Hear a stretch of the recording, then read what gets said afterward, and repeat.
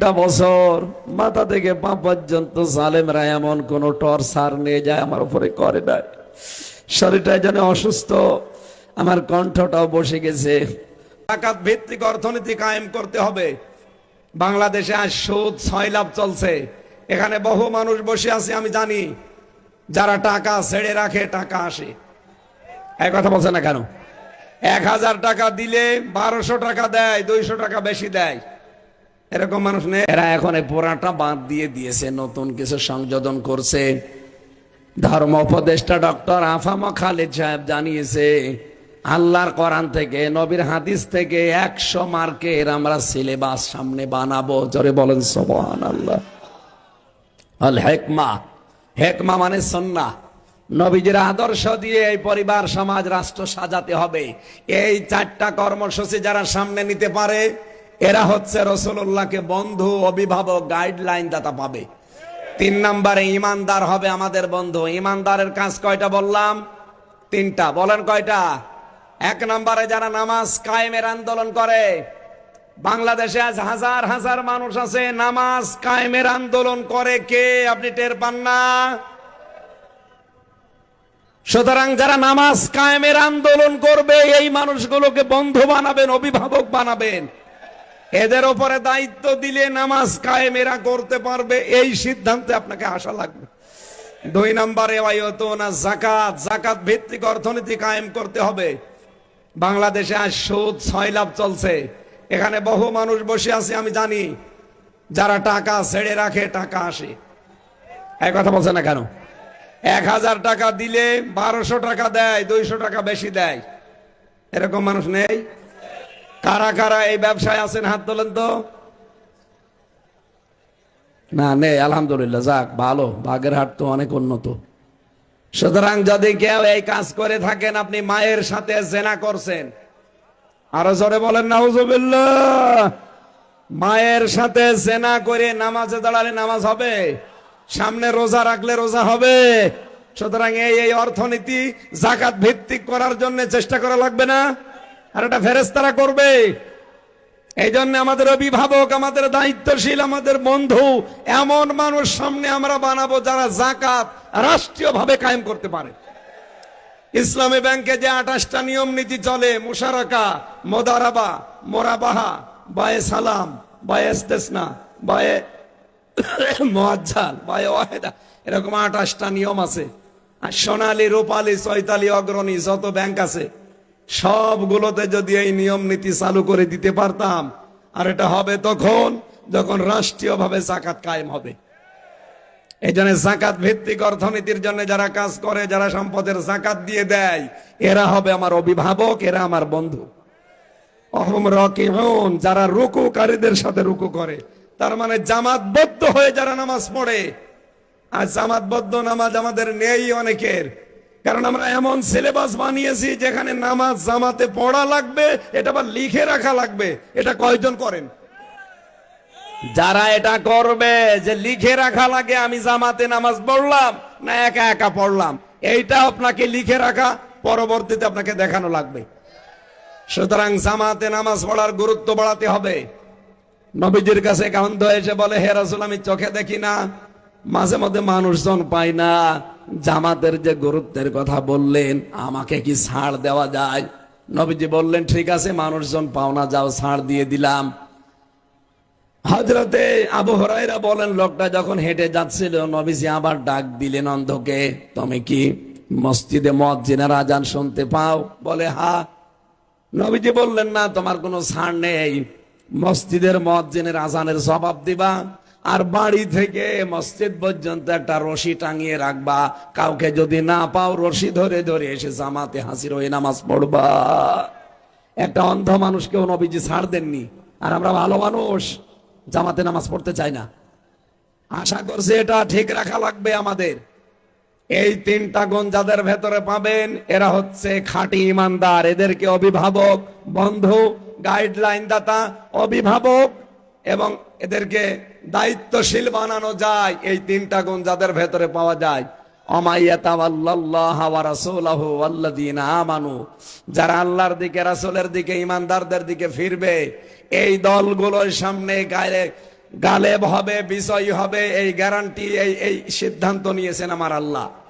আল্লাহ যেন এই আয়াতটা আমাদের প্র্যাকটিক্যাল লাইফে চর্ম চোখে দেখান, বলেন আমিন। মা বোন যারা এসেছেন, সম্মানিত মা বোনেরা, খাদিজাতুল কুবরার জীবনী আমি পড়েছি। জীবনে এই মেয়েটা এক ওয়াক্ত নামাজ পড়েনি, রোজা রাখেনি, যাকাত দেয়নি, হজ করেনি, একটা দিনও জীবনে পর্দায় থাকেনি। তারপরেও আল্লাহ নিজে জান্নাতে ঘর বানিয়ে এই মহিলার জন্য পাঠিয়েছিলেন। একটাই কারণ, সে তার স্বামীর জন্য সব দিয়ে দিয়েছিলেন। সুতরাং আমাদের মেয়েদের অভ্যাস যেন খাদিজাতুল কুবরার মতো হয়। আপনার স্বামী যদি বাইরে থাকে দিনের কাজে, ইসলামের কাজে, অথবা মানবতার সেবায় যদি থাকে, আপনি পেছন দরজা দিয়ে খাদিজাতুল কুবরার মতো সাপোর্ট দেবেন, উৎসাহ দেবেন। জান্নাতে খাদিজার সাথে আপনিও থাকতে পারবেন। আল্লাহ আমাদেরকে মেনে চলার তৌফিক দিন, আমিন। আজকে আমাদের প্রধান অতিথি এসেছে, উনি আপনাদেরকে দোয়া চাবেন, সালাম দেবেন। ওনার মায়ের একটা অনুষ্ঠান ছিল, এই জন্য আগে আসতে পারে নাই, এখন এসেছে যেহেতু আমরা ওনার সালামের পর পরে মোনাজাত করে দিচ্ছি। একটু তাড়াতাড়ি করেন, কিছু নেই মাইক, এই মাইকটা দেন, তাড়াতাড়ি দেন, তাড়াতাড়ি দেন, মোনাজাত করে যাবেন, বসেন। সম্মানিত হাজিরিন, এ পর্যায়ে আপনাদের সামনে সালাম বিনিময় করছেন বাগেরহাট দুয়ের বাগেরহাট কচুয়া গণমানুষের প্রাণপ্রিয় নেতা, আমাদের সবার প্রিয় বাগেরহাট জেলা বিএনপির সাবেক আহ্বায়ক জননেতা এম এ সালাম ভাই। জননেতা এম এ সালাম ভাই। বিসমিল্লাহির রহমানির রহিম। সম্মানিত উপস্থিতি, আসসালামু আলাইকুম। সবাই বাড়ি যাওয়ার জন্য ব্যস্ত হয়ে যাচ্ছেন, কথা বলবো না, একটু পরে দোয়া হবে। আমাদের শ্রদ্ধেয় বড় ভাই আমির হামজা সাহেব দোয়া করবেন, আপনারা দোয়ায় শরীক হবেন। একটি কথাই বলবো, আপনারা জানেন যে আমাদের নেত্রী বেগম খালেদা জিয়াকে তার 40 বছরের ঘর থেকে বের করে দিয়েছিল কে? শেখ হাসিনা। আর সেই শেখ হাসিনা দেশ থেকে পালিয়ে গেছে, আর তার সে 32 নম্বরের বাড়ি সুধা সদন এবং খুলনায় শেখ হেলালের বাড়ি, আজকে কোনো ইট নাই। আল্লাহ তাআলা সেই বাড়ির ইটও খুলে নিয়ে গেছে। তো সবাইকে ধন্যবাদ। আসসালামু আলাইকুম। আমি আর কথা বাড়াবো না। সম্মানিত ভাইরা একটু মোনাজাত করছে, এই মোনাজাতটা করে দেন, আমরা মুসাফির অবস্থায় আছি। বসেন, সবার জন্য দোয়া করবো, বসেন বসেন বসেন। ধানমন্ডির এই 32 নম্বর বাড়ির ইতিহাস এখন বের হচ্ছে। 1961 সালে এটা খাস জমি থেকে এটা করা, এই জন্য খাস জমি খাস হয়ে গেছে। যাক, কে কথা বলে না কেন? আমাদের ম্যাডাম খালেদা জিয়া অসুস্থ, উনি বাইরে আছে চিকিৎসার জন্য, আমরা দোয়া করছি তার জন্য। আজকে একটু বসেন ভাই, বসেন, মোনাজাতটা করে। আল্লাহুম্মা আমিন। আমার জেলখানায় লিখিত কিছু বই ছিল ভাইরা, আমার গাড়িতে আছে, যাওয়ার সময় নিয়েছেন, কাজে লাগবে। লা ইলাহা ইল্লা আনতা সুবহানাকা ইন্নী কুনতু মিনাজ জালিমিন। আল্লাহুম্মা গফিরলি ওয়ারহামনি ওয়াহদিনি ওয়াফিনি ওয়ারযুকনি ইয়া রাব্বাল আলামিন। আল্লাহ তাআলা বাগেরহাট জেলার ভট্টকনকপুরে মাদ্রাসার দিকে তাকাও। হাজার হাজার বান্দা বান্দি, রাত 11টা পার হয়ে গেছে, গভীর রজনী পর্যন্ত তোমার কোরআনের কথাগুলো আমরা শুনেছি। আমরা মন মতো কিছুই বলতে পারি নাই, তোমার কোরআনের কথা ছাড়া যতগুলো বলেছি আল্লাহ মেনে চলার তৌফিক দাও। এ মাহফিলের আয়োজন করতে গিয়ে যারা শ্রম দিয়েছে আল্লাহ তুমি তাদেরকে মাফ করে দাও রাব্বুল আলামিন। এখানে একজন ভাই মারা গেছে, বাবু ভাই, তাকে তুমি জান্নাতুল ফেরদাউস নসিব করো।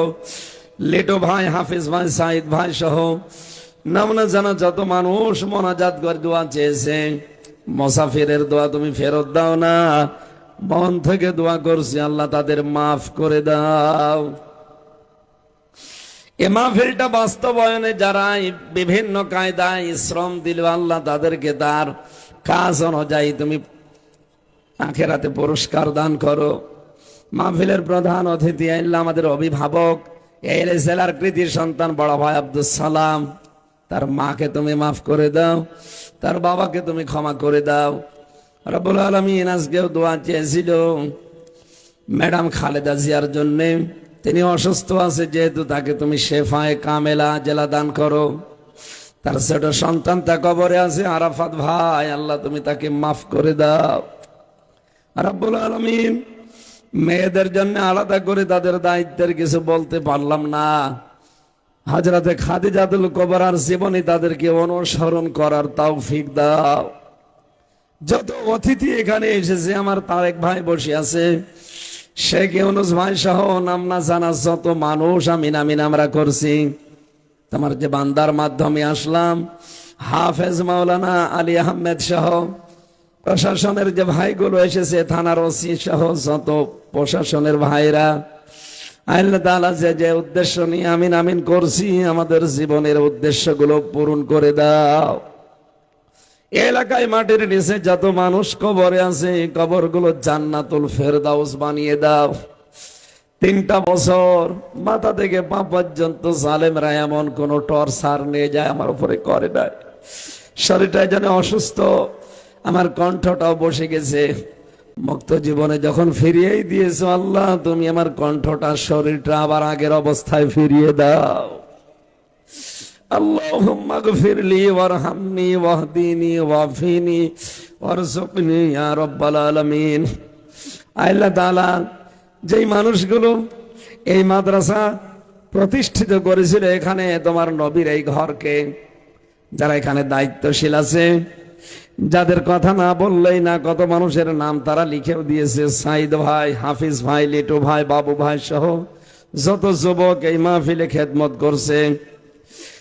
জার্মান প্রবাসী সালমা খালুর স্বামী হারুন রশিদ, সে অসুস্থ হয়ে আছে, শেফায়ে কামেলা আজেলা নসিব করো। তুমি আমার কণ্ঠটা ভিক্ষা দাও, কোরআনের কথাগুলো বলার জন্য যে যোগ্যতা দরকার আল্লাহ তুমি আমাকে ফেরত দিয়ে দাও।